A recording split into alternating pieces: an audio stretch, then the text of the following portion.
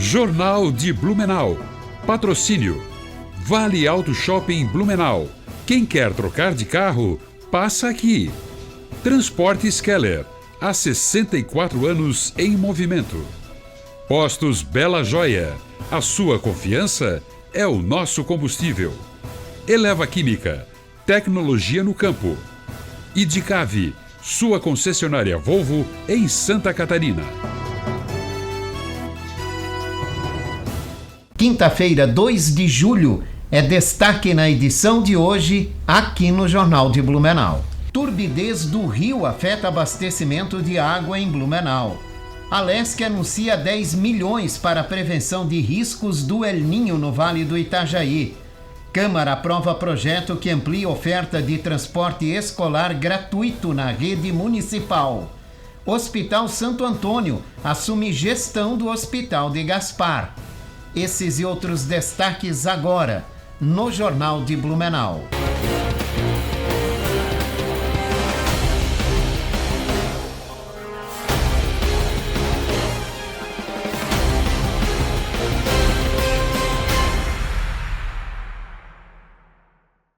Olá, boa noite. O tempo deve mudar em Blumenau no final de semana, segundo o Alerta Blu.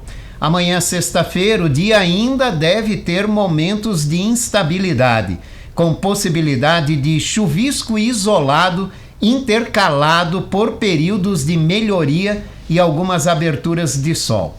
A virada do tempo acontece no sábado, com o avanço de uma massa de ar frio e seco que garante tempo firme. O dia será ensolarado, mas com sensação de frio no começo da manhã. A mínima deve ficar entre 7 e 9 graus. No domingo, o tempo segue estável, com sol predominando e frio no amanhecer. A instabilidade volta na próxima semana, com períodos de chuva já a partir de segunda-feira.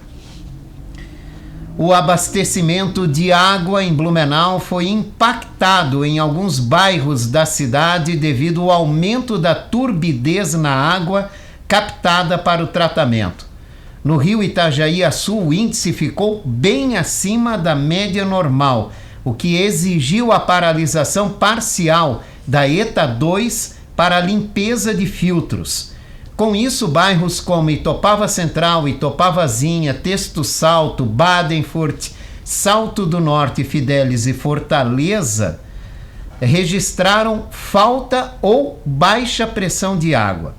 A ETA 2 voltou a operar normalmente no início da manhã de hoje, mas imóveis em áreas mais altas ou distantes podem levar até 2 dias para a normalização do abastecimento. Já na região sul do município, a ETA 3 também foi afetada pela turbidez do Ribeirão Garcia, com previsão de normalização até amanhã. O SAMAI reforça que caminhões-pipa estão sendo utilizados para atender pontos estratégicos. A interferência em uma rua do bairro Itopava Central tem gerado incômodo para moradores. A abertura da pavimentação bem em frente ao portão das casas é questionada pelo nosso telespectador, que alega ter procurado os órgãos responsáveis sem solução para o problema. Então, hoje é dia 1º de julho de 2026. Eu moro aqui na rua Linda Hidiger, número 94. E houve uma obra semana passada, ali pela quinta-feira, de uma construção aqui que a Oracle vem fazer. Eles abriram o asfalto aqui na frente de casa. E a gente abriu reclamação e tudo lá para a prefeitura e SAMAI, só que ninguém comparece aí para tá arrumando aqui na Itopava Central. A Secretaria de Manutenção foi informada sobre a situação que gera incômodo aos moradores da rua Linda Hidiger, na Itopava Central. E se você também está com problemas em sua rua, entre em contato com a nossa equipe. Nosso WhatsApp é 32 88 3600. A Alesc vai repassar 10 milhões de reais ao governo do estado para reforçar as ações de prevenção e resposta a possíveis desastres naturais associados ao fenômeno El Niño no Vale do Itajaí. A medida foi anunciada pelo presidente da Assembleia Legislativa, deputado Júlio Garcia, durante reunião com a bancada do Vale, que pediu a destinação dos recursos devido à previsão de possíveis eventos climáticos extremos na região. Nós, da bancada, deliberamos que encaminharíamos um ofício ao presidente Júlio Garcia solicitando que um percentual do retorno daquela economia que a Assembleia Legislativa faz, do 1/10º, que retorna para o Executivo, parte disso seja destinado ao Vale do Itajaí para que sejam promovidas ações de mitigação e, se Deus quiser, que não aconteçam grandes problemas, mas também, se porventura o El Niño deixar efeitos trágicos na nossa região, que os recursos oriundos da Assembleia Legislativa possam ajudar na melhora, poder ajudar a corrigir erros por conta de ações climáticas. A Câmara de Vereadores de Blumenau aprovou em segunda votação um projeto que amplia o acesso ao transporte escolar gratuito no município. A proposta autoriza a oferta de transporte fretado para estudantes do 1º ao 9º ano da rede municipal de ensino, mesmo para quem mora a menos de 3 quilômetros da escola. A medida prioriza alunos de áreas de difícil acesso, zona rural, com deficiência, mobilidade reduzida ou em situação de vulnerabilidade social, garantindo mais segurança e inclusão no trajeto até a escola.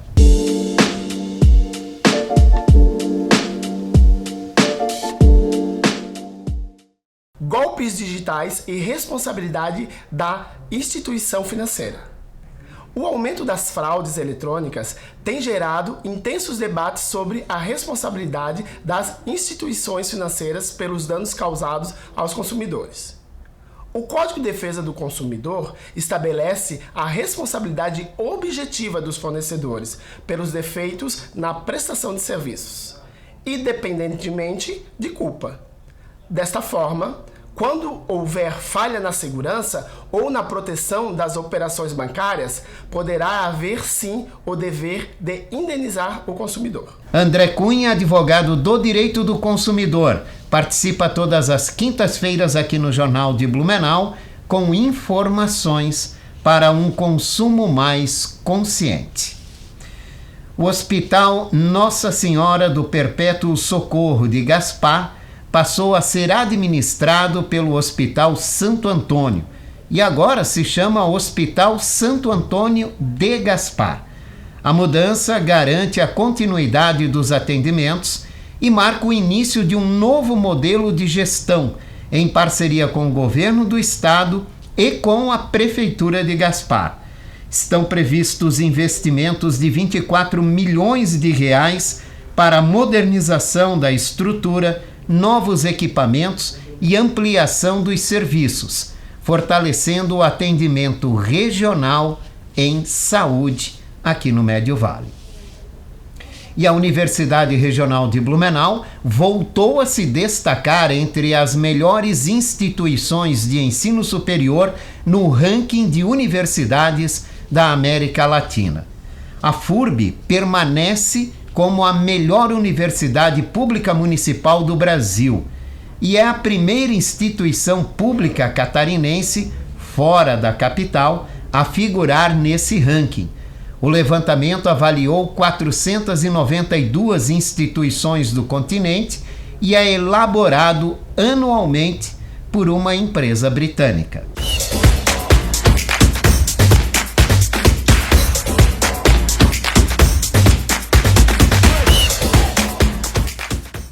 Boa noite, Jorge. Aquele abraço a você, todos os telespectadores da TV Galega Jornal de Blumenau. Jorge, ontem o Blumenau Futsal enfrentou o Apodi no interior do Rio Grande do Norte pela LNF Silver, né? E perdeu pelo placar de 3-1, Futsal de Blumenau. Tiaguinho marcou o gol da equipe aqui de Blumenau. Próximo compromisso, como eles chamam, né? Do Esquadrão de Blumenau, né? O time de futsal aqui de Blumenau vai ser na quarta-feira que vem, dia 8, contra o Concórdia no SESI, em Blumenau, aqui em Blumenau, também pela LNF Silver. Então a gente já convida o torcedor a se programar e prestigiar essa partida. Quarta-feira que vem, portanto, mais pra frente, a gente fala um pouco mais sobre isso, né? Jogo do Beck, Jorge, que seria ontem, 3 horas da tarde, foi cancelado por conta do estado do gramado, né? Não teve como a equipe do Beck entrar em campo ontem. Então, o jogo do Beck seria realizado ontem, ficou para o dia 8 de julho, quarta-feira da semana que vem, no mesmo horário também, no Complexo Bernardo Wolfgang Werner.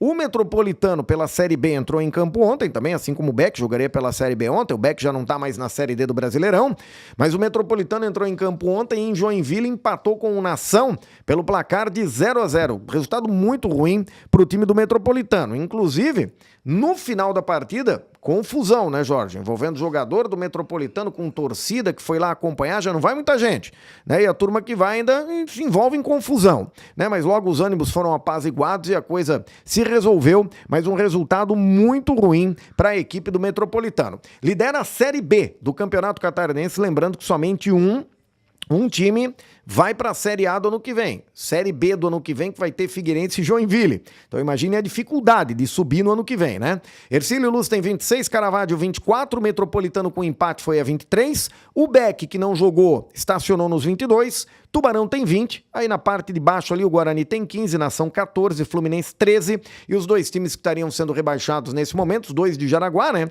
O Juventus com 7 e o Jaraguá, que faz uma campanha ridícula, né? Nessa Série B, apenas 1 ponto ganho na competição. Lembrando, Jorge, Metropolitano entra em campo domingo, mas o Beck entra em campo antes, porque tem o jogo da Seleção Brasileira domingo, 5 da tarde, né? Pelas oitavas da Copa do Mundo, quando o Brasil enfrenta a Noruega. Então os jogos da Série B foram todos remanejados.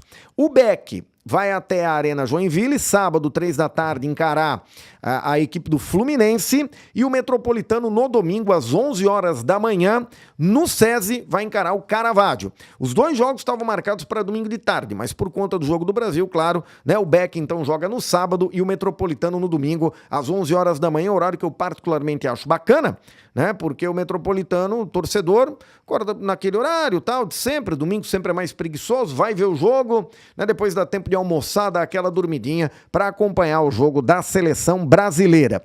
Grande pergunta, né, que todo mundo se faz com relação à seleção brasileira é quem que o Ancelotti vai colocar no lugar do Paquetá.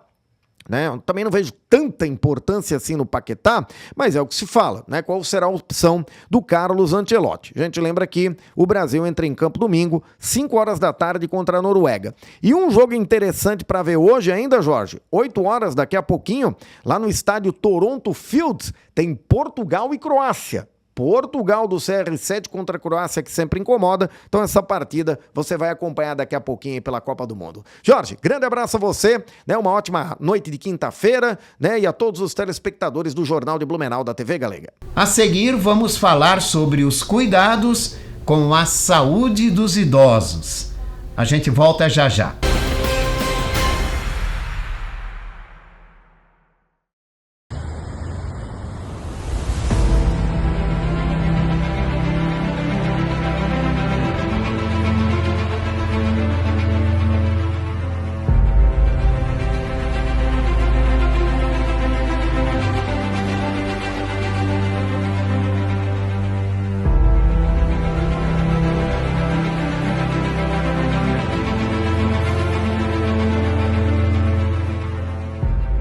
Castelo da Pizza.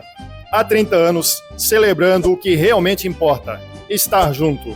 Rodízio completo, com pizzas e acompanhamentos chegando quentinhos toda hora, direto na sua mesa. Vem viver essa experiência no Castelo da Pizza. Rua 2 de Setembro, 4241, Itopava Norte, Blumenau. Castelo da Pizza. Tradição que atravessa gerações.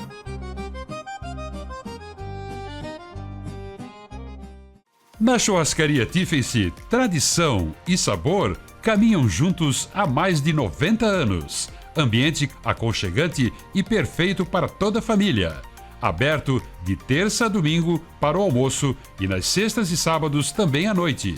Venha saborear o melhor churrasco da região. Rua Amazonas, 2322, no coração do Garcia. Peça também pelo telefone 3324-0807. Churrascaria Tiffany, o sabor que atravessa gerações. Dicave Volvo, referência em prestação de serviços, venda de caminhões e ônibus. Ampla cobertura no estado com 14 filiais. Completa estrutura para atender com rapidez transportadores de todo o Brasil. Venha conhecer a Dicave Blumenau, às margens da BR-470. São 2.800 metros quadrados com todos os serviços de mecânica e todas as soluções para o seu caminhão. Possui 12 box, showroom de vendas, sala de motorista, área de treinamento, refeitório e amplo pátio. Aproveite e tenha 2 anos de garantia em peças genuínas Volvo. Entre em contato e agende seu serviço. Dicave, a sua concessionária Volvo em Santa Catarina.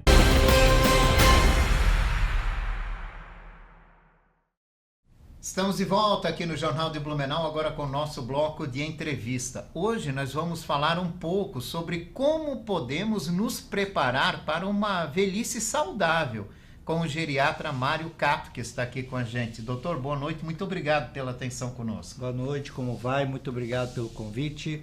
Boa noite a todos e todas que estão em casa. Doutor, muita gente acredita que a vida é curta e que o importante é o viver o agora. E acaba não se prevenindo para uma vida mais longa. Quais as consequências, doutor, que a falta de prevenção pode trazer quando chegamos na velhice? Bom, primeiro que a gente tem hoje números que o envelhecimento tem se tornado muito mais frequente. Quando a gente olha, quando a gente era criança, a gente quase não via idosos de 70, 80 anos, era muito raro, hoje é muito, muito comum. E quando eu não vou prevenir, quando eu não vou pensar nessa fase de uma forma saudável, eu vou perder minha qualidade de vida, porque eu vou passar vários anos daqui a pouco adoentado, acamado, restrito das minhas atividades. Então, a grande questão é a qualidade de vida, a gente perde muito da qualidade de vida. O que os mais jovens devem prevenir e de que forma, doutor? A gente sabe assim, o quanto que é importante para ter saúde, a gente ter uma boa alimentação e atividade física. E a atividade física ela é essencial desde a infância, por isso que tem uma disciplina específica na escola, educação física, para ensinar as crianças a praticar uma vida saudável desde jovem. E a gente também tem que cuidar muito da alimentação. E por que é mais comum, né, a gente se preocupar com a velhice quando nós chegamos aos 50 anos, ou seja, quando nós estamos batendo na porta? Eu acho que a gente é o eterno adolescente, né, inconsequente, não mede as consequências, né? E a gente tem que tomar a decisão em algum momento da vida. Eu lembro que eu estava na faculdade, lá eu tomo a decisão que eu tinha que ter uma vida saudável, manter no peso, fazer minha atividade física, controlar a minha alimentação. Então a gente tem que entender que se eu vou envelhecer, eu quero envelhecer com saúde, uma vida plena, que eu possa viajar, que eu possa poder fazer meus trabalhos que eu queira, que eu possa fazer meu lazer, que eu possa poder sair com a família, com os amigos. Se eu pensar uma vida plena, eu tenho que ter saúde. E para ter saúde eu preciso tomar decisões o quanto antes.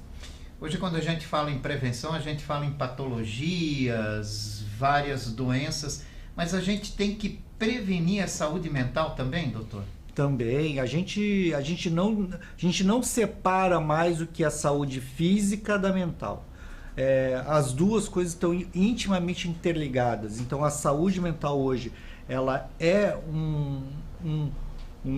um elemento importante na nossa qualidade de vida, e com as cidades aumentando e a gente tendo essa correria do dia a dia, a gente põe em risco também a saúde mental. E as questões do trabalho também impactam muito nisso. Hoje eu estava vindo para cá e o trânsito que tinha do local onde eu estava até aqui foi terrível. Quanto que isso não impacta na saúde mental?